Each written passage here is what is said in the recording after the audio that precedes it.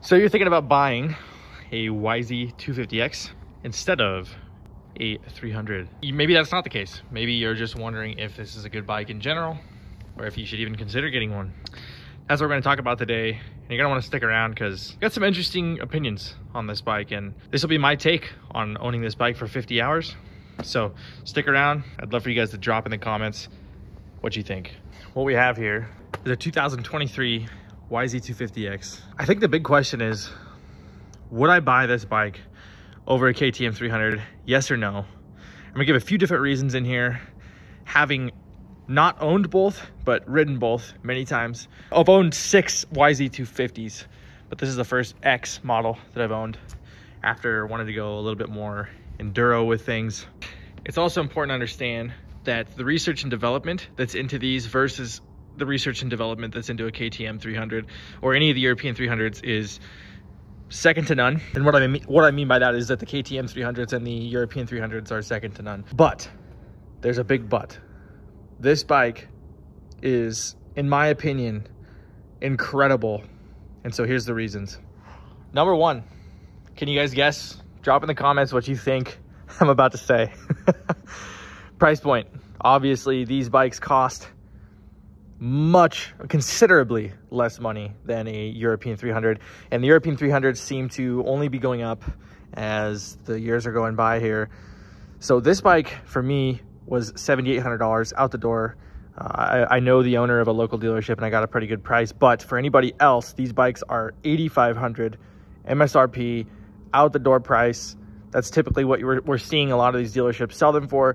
I have seen some blowout deals even on these bikes. There's a dealership in Utah right now selling these bikes for $5,600 a pop. Brand new 2023 YZ250X. On the European side, those bikes are selling for $11,000 plus, depending on the model and the year, right? So that is one of the reasons that most people would choose this bike, or that they, might look into this bike as an option. I could have bought a 300, but we're gonna go into why I didn't.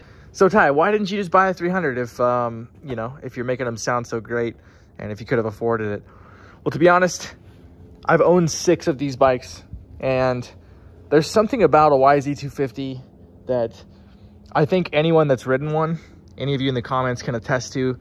Drop your experience below in the comments. I personally feel like the YZ250 has an incredible chassis, and the cockpit feel is just absolutely incredible. And this year, actually, for 2023, they lowered the seat a little bit, narrowed the plastics in for the YZ250X here, narrowed the pipe in, and so the bike has this really tight technical feel to it that you might not get from a KTM 300. Now, engine performance wise, I'm not going to lie to you guys. I do think that this bike specifically, it took some work to get it to this point, some jetting, and this bike's all stock, by the way. The only thing it has on it is a flywheel weight, an 11-ounce flywheel weight. I would recommend it personally. I can literally lug this bike around in first gear. It will almost pull itself along the ground. So it has that low-end grunt. However, that being said, it does not have the low-end grunt of a KTM 300. And unfortunately, that is what people are looking for when they're looking for a hard enduro or cross-country bike. Now, if you've owned one, drop below what you think personally about the low-end grunt and the use of these bikes for hard enduro. Personally, I feel like these bikes are much more accessible to somebody that would want to, or rideable to somebody that would want to be a cross-country rider, meaning that it's sort of GNCC style riding where you ride for several hours at a time, and it's not necessarily tight technical terrain. There are some tight technical sections, but most of it is, trail riding, rough trails, technical trails, but you don't have that extremely technical aspect of hard enduro. And that's where this bike really excels. So after owning this bike for 50 hours, I can confidently say it is not as good as a KTM 300. Guys, those bikes have been developed specifically for hard enduro and specifically for trail riding for the past how many years now? I mean, it's incredible what KTM has done, right? So those bikes are an absolute anomaly of modern engineering, and especially with the two-stroke. You can't really compare TBI and TPI fuel injected two strokes to a carbureted two stroke that's basically from the early 2000s. That being said, this bike has held its own incredibly well, and the YZ250X actually has a wider ratio transmission in the YZ250X, right? So as opposed to the regular YZ250, I believe it's first and second gear are closer to each other. Third gear is the same.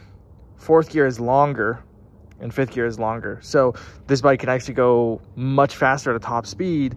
However, for me personally, I've geared this bike down to be able to ride more tight technical trails, and you guys will see some of that if you watch my other videos. But let me know below, guys, what do you think about the YZ250X? Would you buy one over a KTM300? Why or why not? And then also,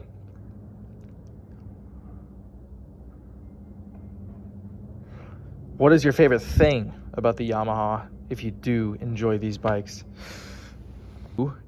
It is not as good as a KTM300. Guys, those bikes have been developed specifically for hard enduro and specifically for trail riding for the past how many years now? I mean, it's incredible what KTM has done, right? So those bikes are an absolute anomaly of modern engineering, and especially with the two-stroke. You can't really compare TBI and TPI fuel injected two strokes to a carbureted two stroke that's basically from the early 2000s. That being said, this bike has held its own incredibly well, and the YZ250X actually has a wider ratio transmission in the YZ250X, right? So as opposed to the regular YZ250, I believe it's first and second gear are closer to each other. Third gear is the same. Fourth gear is longer, and fifth gear is longer. So this bike can actually go much faster at a top speed. However, for me personally, I've geared this bike down to be able to ride more tight technical trails, and you guys will see some of that if you watch my other videos. But let me know below, guys, what do you think about the YZ250X? Would you buy one over a KTM300? Let's see how many hours this bike has. This bike has 53.2 hours on it, and I have religiously maintained this bike.